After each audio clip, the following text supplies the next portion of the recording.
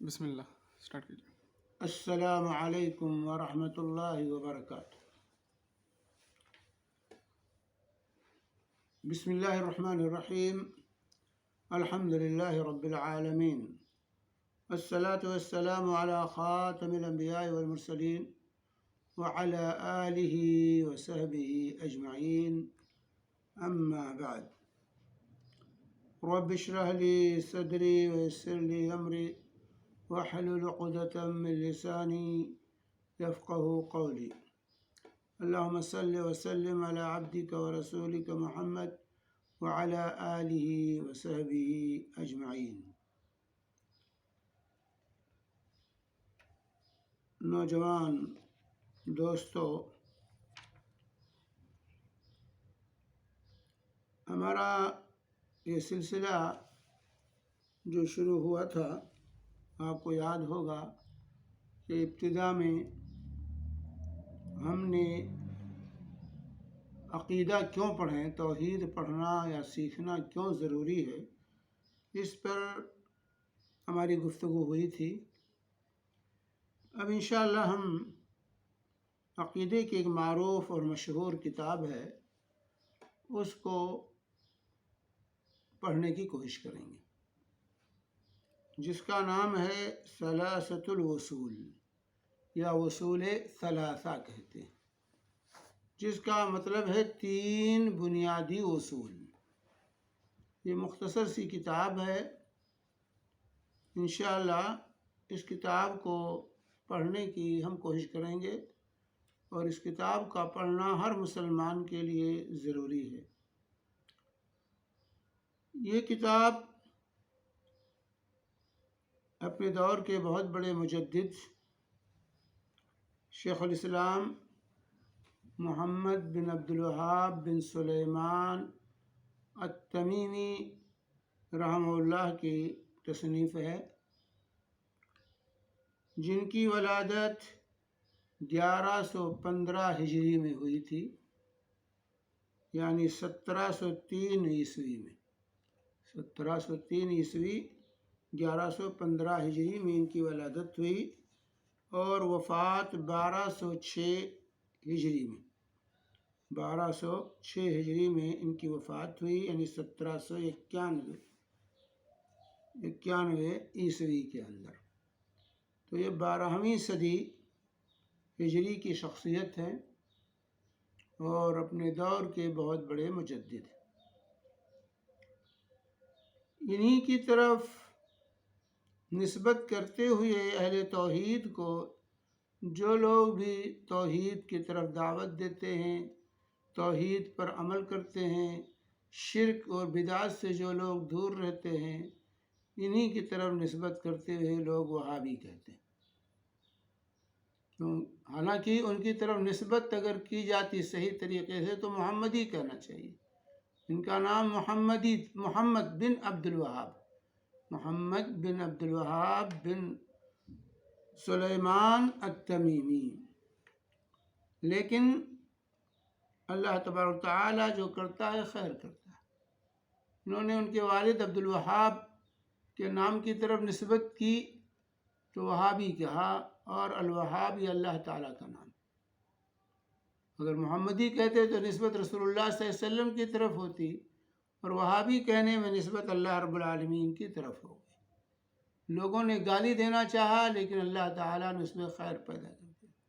حالانکہ اہل توحید اپنے آپ کو کبھی وہابی نہیں کہتے، انہوں نے اپنا نام یہ نہیں رکھا، یہ نام ترکوں نے رکھا، اور پھر انگریزوں نے یہ نام ان کا رکھا ہے، یہ ان کا اپنا نام رکھا ہوا نہیں۔ ترک چونکہ اہل بدعات تھے، ان کے ہاں شرک تھا بھرا ہوا، بدعات بھری ہوئی تھی ترکوں کے ہاں، اس لیے شیخ الاسلام محمد بن عبد الوہاب رحمہ اللہ کی دعوت سے وہ خار کھائے ہوئے تھے کہ ان کی بدعات اور ان کی شرکیات کا خاتمہ ہو رہا تھا۔ تو اس لیے وہابی کہہ کر کے انہوں نے ان کو بدنام کرنے کی بھرپور کوشش کی، ان کے پر اتہامات لگائے۔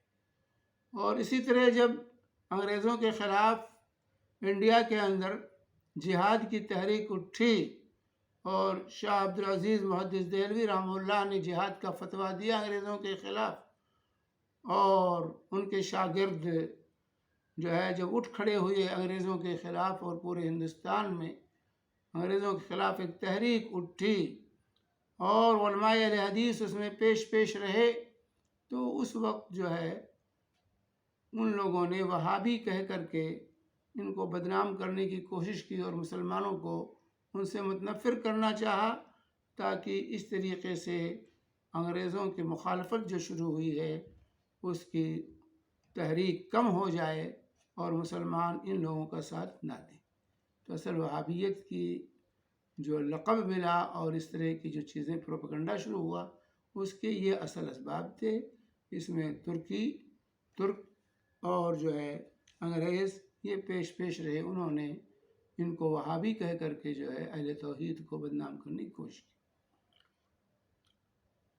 تو بہرحال یہ کتاب شیخ محمد بن عبدالوہاب بن سلیمان التمیمی رحمہ اللہ کی بنو تمیم سے ان کا تعلق ہے، اور بنو تمیم یہ آل اسماعیل میں سے سیدنا اسماعیل علیہ السلام کے خاندان سے بنو تمیم کا سلسلہ نسب ملتا ہے۔ آج بھی عرب میں بنو تمیم کے لوگ موجود ہیں، قطر میں، سعودیہ میں اور دیگر ممالک کے اندر بنو تمیم کا سلسلہ موجود ہے۔ تو یہ انہی کی کتاب ہے، مختصر سی کتاب ہے، اور آسان اسلوب میں انہوں نے اس کتاب کو لکھا ہے، اور اس کی وجہ سے توحید کی دعوت آج ہم جو دیکھ رہے ہیں دنیا کے اندر، توحید کی جو دعوت، یہ شیخ محمد بن عبدالوہاب رحمہ اللہ کی کوششوں کا نتیجہ ہے، انہی کی تحریک اور انہی کی دعوت کا یہ اثر ہے کہ آج دنیا میں توحید کا نام پایا جاتا ہے اور توحید پر عمل کرنے والے پائے جاتے ہیں، ورنہ حالات کچھ ایسے بنے تھے کہ حرمین سے بھی توحید ختم ہو چکا تھا، اور اس طرح ہر جگہ بدعات اور شرکیات کا دورہ تھا، مزار پرستی تھی، مکہ مدینہ میں بھی مزار بنے ہوئے تھے اور ان کی پوجا ہو رہی تھی۔ تو یہ شیخ محمد عبدالوہاب رحمہ اللہ کی تحریک تھی کہ انہوں نے اس دعوت کو لے کر وہ اٹھے، اور اس دعوت کو دنیا کے اندر ان کے ذریعے سے اللہ تعالیٰ نے عام کیا، جس کی وجہ سے آج توحید کے برکات اور ثمرات کا ہم مشاہدہ کر رہے ہیں۔ تو ہم ان کی پوری تفصیل میں جانا نہیں چاہتے، آج کی ملاقات میں ہم یہ واضح کرنا چاہتے ہیں کہ یہ کتاب جو ہم پڑھنے جا رہے ہیں انہی کی کتاب ہے، جس کا نام ہے ثلاثۃ الوصول یا وصول ثلاثہ۔ عام طور سے موحدین علماء کے ہاں اس کتاب کا پڑھنا بچپن سے بچوں کو یاد کراتی، کتاب یاد کرائی جاتی، یاد کراتے ہیں، اور اس کے جو ہے بڑے بڑے علماء بھی اس کو حفظ کیے رہتے ہیں، اور اس کو یاد کرنا، پڑھنا پڑھانا اور عقیدے کی تعلیم کا آغاز اسی کتاب سے کیا جاتا ہے، کیونکہ اس کی عبارتیں بڑی، اولاً تو یہ کتاب بڑی مختصر ہے اور آسان عبارت ہے، اور جو بھی مسئلہ شیخ نے پیش کیا ہے دلیل کے ساتھ پیش کیا ہے، دلائل کے ساتھ پیش کیے ہیں، اور اچھے طریقے سے اس کی ترتیب دی ہے، اور بار بار شیخ کا اسلوب ہے کہ وہ طلباء کے لیے ہمیشہ دعائیں دیتے ہیں، ہمیشہ جو ہے دعا دیتے ہیں، طلباء کو خطاب کرتے ہوئے اس کتاب کے اندر دعاؤں سے خطاب کرتے ہیں۔ اس کتاب میں 3 بنیادی چیزیں بیان کی گئی، 3 بنیادی چیزیں ہیں جو قبر میں ہم سے اور آپ سے پوچھا جائے گا۔ یہ 3 اصول اس کتاب میں پیش کیے گئے ہیں۔ وہ 3 اصول کیا ہیں؟ وہ 3: من ربک، وما دینک، ومن نبیک۔ تمہارا رب کون ہے، تمہارا دین کیا ہے، تمہارے نبی کون ہے۔ یہ 3 بنیادی اصول ہیں جن کا جاننا، ماننا ہر مسلمان کے لیے ضروری ہے، اور اس کے بغیر، اس کو پہچانے بغیر، جب تک اللہ کو انسان نہ پہچانے، نبی کو نہ پہچانے اور اپنے دین کو نہ پہچانے، اس کو نجات نہیں مل سکتی۔ نجات پانے کے لیے ان 3 اصولوں کو جاننا، برتنا، یہ ایک انسان کے لیے انتہائی ضروری ہے۔ اسی لیے اس کتاب کے اندر یہ 3 مسائل جو ہے 3 اصول شیخ نے پیش کیے اور اس کو سمجھایا ہے تاکہ ہم اور آپ دنیا اور آخرت کی کامیابی حاصل کر سکیں۔ ان 3 اصولوں کو بیان کرنے کے سے پہلے شیخ نے کچھ اور چیزیں اس میں بیان کی۔ کتاب میں تمہید کے طور پر پہلے 4 مسائل بیان کیے، پھر 3 مسائل بیان کیے، پھر توحید کی اہمیت کو اجاگر کیا ہے، پھر ان تینوں اصولوں کی تشریح کی ہے اور اس کے بعد پھر کتاب کو ختم کیا ہے۔ تو پہلے 4 مسائل بیان کیے ہیں، پھر 3 مسائل بیان کیے ہیں، پھر جو ہے توحید کی اہمیت کی طرف توجہ دلائی ہے، اور پھر اس کے بعد ان تینوں اصولوں پر شیخ نے گفتگو کی ہے کہ من ربک وما دینک ومن نبیک، اور پھر آخر میں جو ہے اسی پر اس کتاب کو شیخ نے ختم کیا۔ تو انشاءاللہ اس کتاب کو ہم پڑھنے کی اس جو ہے درس کے اندر اس کی کوشش کریں گے تاکہ ہمیں دین کے اساسیات، دین کی بنیاد، آج اسی وجہ ہے مسلمانوں کی تباہی کا، اور مسلمان جو نوجوان طبقہ گمراہ ہو رہا ہے، دوسری دعوتوں سے متاثر ہو رہا ہے، وہ وجہ یہی ہے کہ اپنے اساسیات جو بنیادی چیزیں ہیں، دین کی جو بنیاد ہے، اس بنیاد ہی سے ہم غافل، ہمیں پتہ ہی نہیں ہم جس دین کو مان رہے ہیں اس دین کیا ہے، اس کے اصول کیا ہیں، اس کے ضابطے کیا ہیں، جس کی وجہ سے شیطان کو ہمیں گمراہ کرنے کا موقع ملتا ہے۔ اس لیے ضرورت اس بات ہے کہ ان چھوٹی چھوٹی جس کو چھوٹی چیزیں سمجھتے ہیں، جس کو غیر اہم سمجھا جاتا ہے، پہلے ان کو سیکھا جائے، جن کو یہ اہم ہے، یہ بنیاد ہے، یہ اساس ہے، اور بنیاد جب کمزور ہوگی تو اس پر عمارت جو ایسی دیوار پر قائم کی جائے گی جس کی بنیاد کمزور ہو، یہ عمارت دیر پا نہیں ہوتی، وہ دھڑام سے زمین پر گر پڑتی۔ اس لیے اس اساسی علم کو سیکھنا یہ انسان کے لیے ضروری ہے۔ تو انشاءاللہ اس مجلس کے اندر ہر ہفتہ ہم انشاءاللہ اسی کتاب کو پڑھنے کی کوشش کریں گے، اور تاکہ جو ہے ہم جو ہے صحیح عقیدہ سیکھ سکیں اور اپنے عقیدے کی، اپنے ایمان کی حفاظت کر سکیں، اور تاکہ اس دعوت کو دوسروں تک ہم پہنچا سکیں، تاکہ اللہ کے بندے جو آج شرک میں، کفر میں مبتلا ہیں کلمہ پڑھتے ہوئے، افسوس یہ ہے کہ آج بہت سے مسلمان لا الہ الا اللہ محمد الرسول اللہ پڑھتے ہوئے، مانتے ہوئے، اور جو ہے نماز روزے کی پابندی کرتے ہوئے بھی بہت سے کلمہ گو مسلمان ایسے ہیں جو نادانستہ طور سے یا غلط فہمی کے نتیجے میں شرک میں مبتلا ہیں، شرک کا شکار ہیں، شیطان ان کو اپنے راستے پر لے کے جا رہا ہے، اور انہیں محسوس نہیں ہوتا کہ ہم جو ہے کلمہ پڑھنے کے باوجود کس طریقے سے شیطان کے چکر میں پھنسے ہوئے ہیں۔ اس لیے عقیدے کا پڑھنا اور ان بنیادی اصولوں کو جاننا یہ انتہائی ضروری ہے۔ یہاں پر پہلے 4 مسائل جو شیخ نے بیان کیے ہیں وہ بنیادی چیزیں ہیں: علم، عمل، دعوت، صبر۔ علم، عمل، دعوت اور صبر، یہ 4 مسائل ہیں جس کو پہلے شیخ نے یہاں بیان فرمایا ہے، جس کو ہم انشاءاللہ پڑھیں گے تفصیل کے ساتھ ان 4 مسائل کو پہلے، اور اس کو شروع کرتے ہوئے کتاب کو آج ابتدا پڑھ لیتے ہیں تھوڑا سا۔ شروع کرتے ہوئے شیخ کہتے ہیں اس کتاب کو بسم اللہ الرحمن الرحیم، اعلم رحمک اللہ انہ یجب علینا تعلم 4 مسائل۔ شیخ اپنی کتاب کا آغاز بسم اللہ الرحمن الرحیم سے کرتے ہیں، اسی بابرکت کلمے سے اپنی کتاب کا آغاز کیا۔ کیوں اس کلمے سے کیوں آغاز کیا؟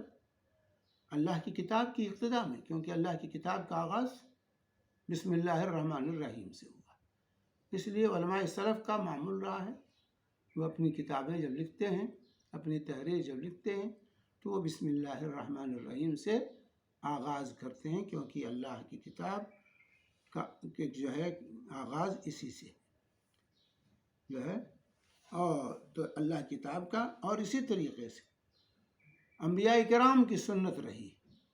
انبیاء کرام بھی اپنی تحریروں کا آغاز بسم اللہ سے کیا کرتے تھے، جیسا کہ قرآن میں سورہ نمل میں اللہ تعالیٰ نے ذکر کیا ہے، انہ من سلیمان و انہ بسم اللہ الرحمن الرحیم۔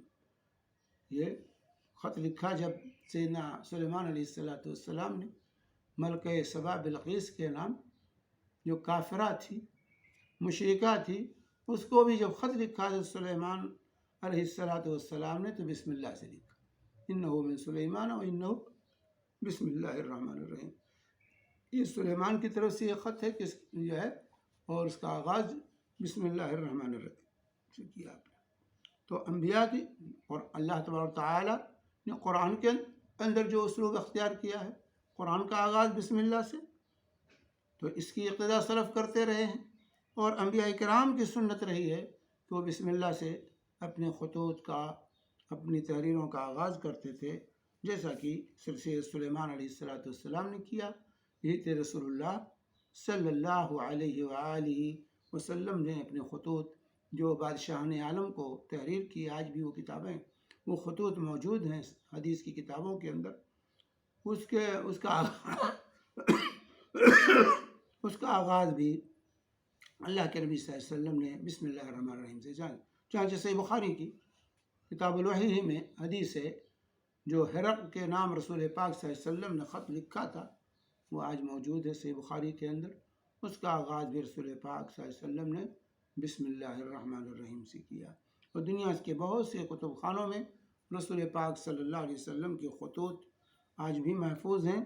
ان کو جن لوگوں نے ان کا پتہ لگایا، کھوج لگایا ہے، وہاں بھی ان کے مخطوطات موجود ہیں، وہ بھی بسم اللہ الرحمن الرحیم ہی سے آغاز ہے۔ تو شیخ نے اپنی کتاب کا آغاز قرآن کی اقتداء کرتے ہوئے، اور انبیاء کرام اور رسول پاک صلی اللہ علیہ وسلم کی اقتداء اور اتباع کرتے ہوئے اپنی کتاب کا آغاز بسم اللہ الرحمن الرحیم سے کیا ہے۔ اسی لیے ہمیں بھی اپنی تحریروں کا آغاز بسم اللہ الرحمن الرحیم سے کرنا چاہیے۔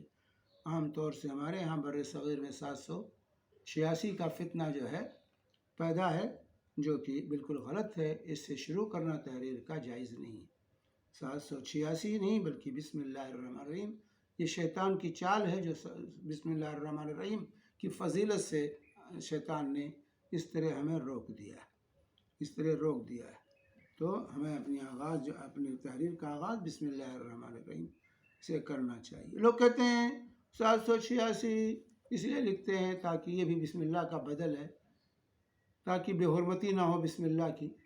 بھائی 786 اگر بدل ہے تو اس کی بے حرمتی بھی بسم اللہ کی بے حرمتی، اور 786 کا مطلب بسم اللہ الرحمن الرحیم ہے، تو 786 کی بے حرمتی بھی بسم اللہ کی بے حرمتی ہے۔ تو شیطان نے یہ دھوکہ دیا ہے تاکہ بسم اللہ کے خیر و برکت سے ہم محروم رہ جائیں۔ تو جو ہے دوسری یہ چیز کہ جو ہے تمام علماء سلف کا یہی طریقہ رہا ہے کہ وہ اپنی تحریریں بسم اللہ الرحمن الرحیم سے اپنی کتابوں کا آغاز کرتے رہے۔ تو شیخ نے بھی علماء کے نقش قدم پر عمل کرتے ہوئے جو ہے اپنی کتاب کا آغاز بسم اللہ سے کیا۔ اسی طریقے سے تیسرا سبب یہ ہے کہ یہاں اللہ کے اسماء سے برکت حاصل کرنا مقصود۔ بسم اللہ الرحمن الرحیم جب بندہ کہتا ہے تو اللہ کے 3 اسماء کو ذکر کرتا ہے، اللہ، الرحمن، الرحیم، اور اس طرح اسے تبرک، برکت حاصل کرتا ہے اسماء کو ذکر کر کے۔ اللہ کے اسماء کا ذکر جو ہے یہ باعث برکت ہے۔ اس برکت کے حصول کے لیے جو ہے بسم اللہ الرحمن الرحیم سے اپنے کلام کا آغاز کیا جاتا ہے، اس سے برکت حاصل ہوتی ہے، کیونکہ اللہ کے تمام اسماء بابرکت ہے۔ اسی طریقے سے بسم اللہ سے جب انسان شروع کرتا ہے کوئی کام تو اللہ سے مدد طلب کرتا ہے، استعانت۔ اللہ کے اسماء کو ذکر کر کے، 3 ناموں کو ذکر کر کے اللہ سے مدد طلب کرتا ہے کہ اللہ تیرے نام سے یہ کام شروع کر رہا ہوں، تو میری مدد فرما، کیونکہ تو اللہ ہے، تو رحمان ہے، تو رحیم۔ تو یہ اسباب ہیں جس کی وجہ سے علماء سلف کا یہ معمول رہا ہے کہ وہ اپنی کتابوں کا آغاز بسم اللہ الرحمن الرحیم سے کیا کرتے ہیں. ہم سب کو بھی بسم اللہ الرحمن الرحیم سے اپنی تحریروں کا جو ہے آغاز کرنا چاہیے. 786 سے پرہیز کرنا چاہیے، کیونکہ 786 یہ بسم اللہ کا بدل نہیں بلکہ یہ ہرے کرشنا کا نمبر، یہ ہرے کرشنا کا نمبر ہے 786. بسم اللہ کا نمبر 786 نہیں. یہ ہرے رام ہرے کرشنا جو ہندوؤں کا نعرہ ہے، تو ہرے کرشنا کا نمبر 786. تو اس طرح ہم نادانستہ طور سے 786 لکھ کر کے ہرے کرشنا کا نعرہ لگاتے ہیں. اس لیے ایسا 786 لکھنا سرے سے جائز نہیں ہے. اولاً تو اللہ کے کلام میں تحریف ہے. اللہ کے کلام ہے بسم اللہ الرحمن الرحیم، ہم اس کو 786 لکھتے ہیں، اس میں تحریف کرتے ہیں. اور ثانیاً یہ کہ اس کا نتیجہ انتہائی بھیانک ہے کہ وہ اللہ کا نام نہیں ہے بلکہ وہ ہرے کرشنا کا نعرہ ہے. اس لیے یہ جو ہے 786 لکھنا جو ہے یہ جائز نہیں ہے. اس سے ہمیں ہوشیار رہنا چاہیے. آج کی ملاقات میں پر اسی پر میں اپنی بات ختم کرتا ہوں. انشاءاللہ آئندہ پھر جو ہے آگے اس کتاب کو ہم پڑھنے کی کوشش کریں گے. وصلی اللہ علی نبینا محمد وعلی آلہ وصحبہ وسلم وجزاکم اللہ خیر. جی مولانا کچھ سوالات تھے.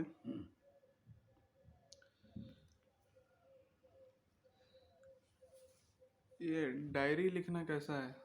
جو لوگ اپنی بارے میں لکھتے ہیں یا اپنے جو خیالات آتے ہیں وہ لکھتے ہیں. اچھی بات ہے، ڈائری لکھنا اچھی چیز سے. ایک تو فائدہ، سب سے بڑا فائدہ یہ ہے کہ اس سے لکھنے کی عادت بن جاتی ہے، لکھنے کی پریکٹس ہو جاتی ہے، اور آپ کو تصنیف و تالیف کا ذوق اس سے پیدا ہوتا ہے. اور پھر اس سے ایک اپنی تاریخ محفوظ رہتی ہے.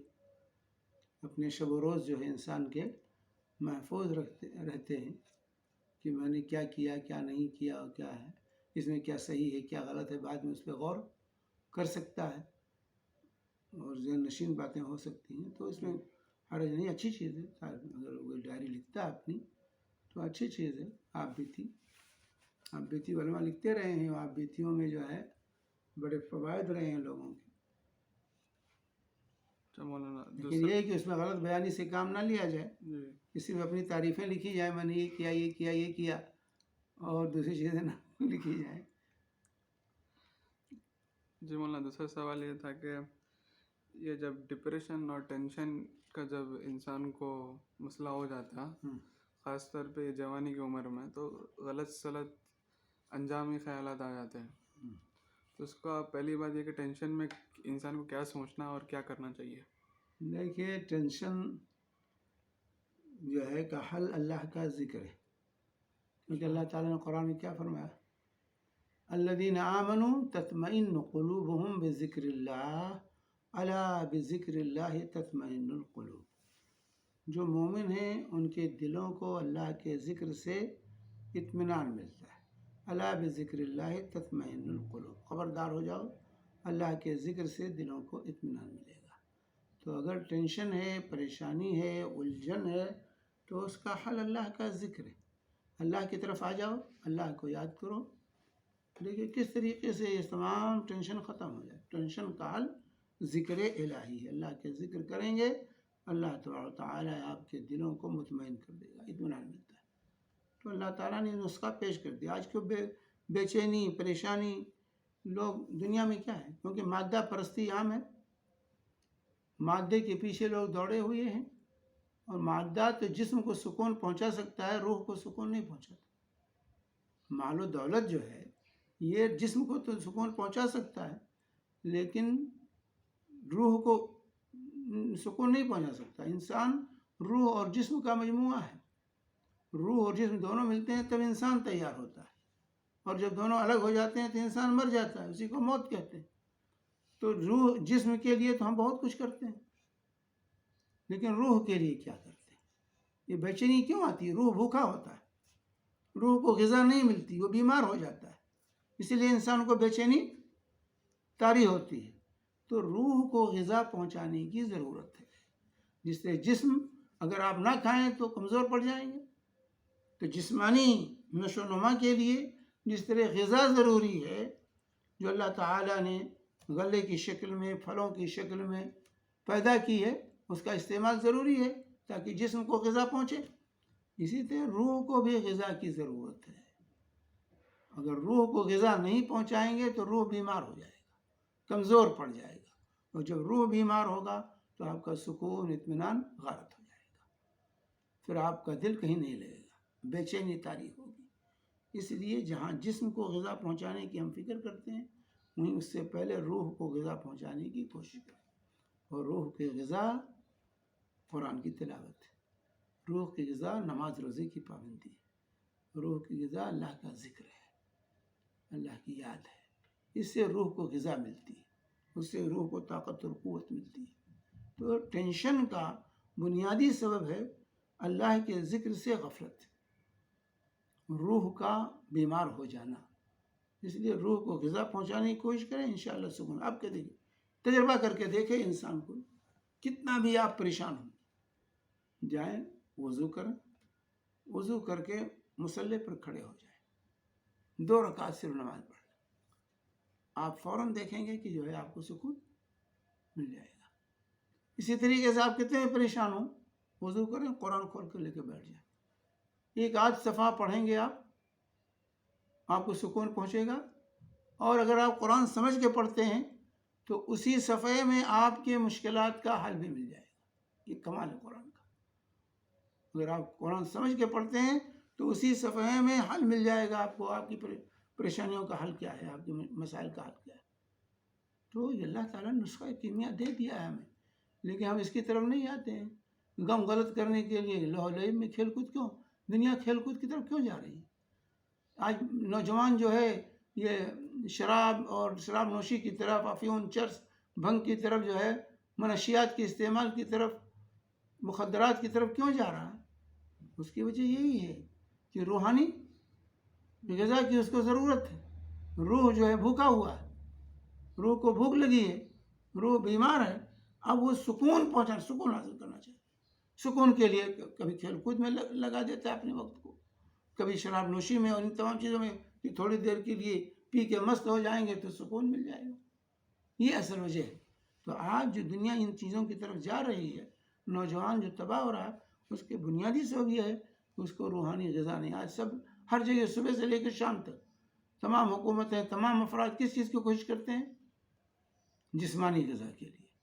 صبح سے ہر انسان سوچ لے کہ ہم صبح سے شام تک جب سے بستر سے اٹھتے ہیں اور جب تک بستر پر نہیں جاتے ہیں, ہماری تگ و دو کیا ہوتی, ہماری فکر کیا ہوتی. 10 کا 100 کرنا, 100 کا 1000 کرنا, اسی پوری فکر اسی کی ہوتی. تو جس کی وجہ سے جو روحانی خلا پیدا ہو گیا ہے اور روح کو جو غذا نہیں مل رہی ہے, ساری پریشانیاں آج انسانیت کی اسی وجہ سے. اگر روح کو غذا پہنچا دی جائے تو گرچہ جسمانی غذا کم ملے تب بھی انسان جی لے گا, تب بھی وہ سکون محسوس کرے گا, تب بھی راحت ہوگی اس کو. تو ضرورت اس بات کی ہے کہ ہم اللہ کے ذکر کو لازم پکڑیں. یہ نماز, روزہ, یہ تمام چیزیں شریعت نے جو لازم کی ہمارے اوپر, یہ ہمارے لیے ضرورت ہے, ہماری ضرورت ہے. ایسے نہیں ہے کہ اللہ نے طلب کیا ہم سے کہ نماز پڑھو, روزہ رکھو, قرآن کی تلاوت کرو. یہ اس لیے تاکہ ہماری روح کو غذا ملے, یہ ہماری ضروریات میں سے, اس کے بغیر سکون نہیں مل سکتا ہے. جی مولانا, یہ بھی کہتے ہیں کہ موسیقی روح کی غذا ہے. موسیقی روح کی غذا, جیسے شراب کو لوگ روحانی مشروب کہتے ہیں, شراب کو بھی لوگ روحانی مشروب کہتے ہیں. آپ دیکھیں گے عربی میں کہیں گے المشروبات الروحیہ, روحانی مشروب. شراب کو روحانی مشروب کہتے ہیں. ویسے موسیقی کو جو ہے, میوزک کو جو ہے وہ غذا کہتے ہیں, روح کی غذا ہے. نہیں, روح کی غذا نہیں, روح کو برباد کرنے والی چیز. یہ سب چیزیں روح کو برباد کرنے والی. لیکن جو لوگ اللہ سے غافل ہیں, اللہ کے دین کی توفیق جن کو نہیں ہوئی, دین کی حقیقت کو جنہوں نے نہیں سمجھا, وہی اس طرح کی الٹی سیدھی باتیں کرتے ہیں. یہ شیطان کا میوزک کیا ہے, شیطان گانے بجانے کیا ہے, شیطان کی بانسری. شیطان اس کے ذریعے سے شکار کرتا ہے اور لوگوں کو پریشان کرتا ہے.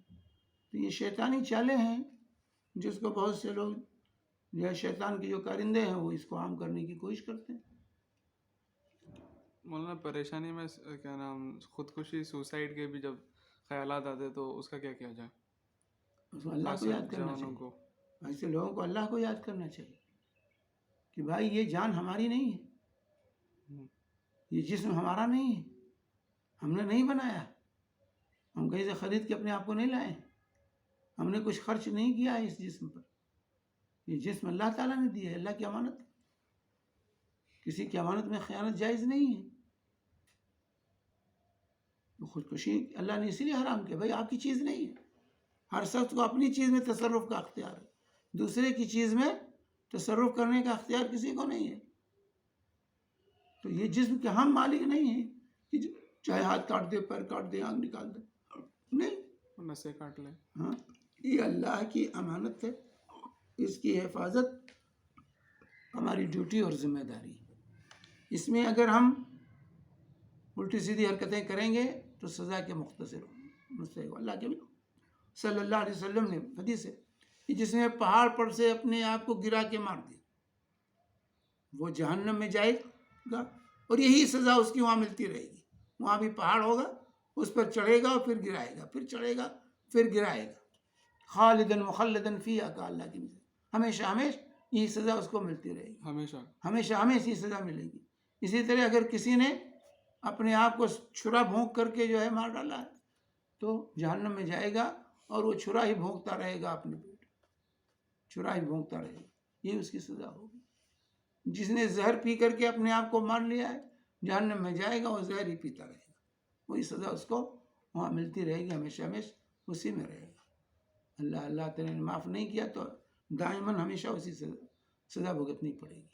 تو یہ تو کوئی حل نہیں. خودکشی کیوں کرتا ہے؟ مشکلات سے پریشان ہو کر, حالات سے پریشان ہو کر بندہ کہتا ہے جان دے دو. بھائی جان دینے کے بعد اس کے بعد جو صورتحال پیش آئے گی وہاں کیا کریں گے؟ دنیا میں تو دنیا کی مشکلات کا حل ہے, دنیا کی مشکلات کا حل نکل سکتا ہے, لیکن آخرت کی مشکلات کا حل کیا ہے؟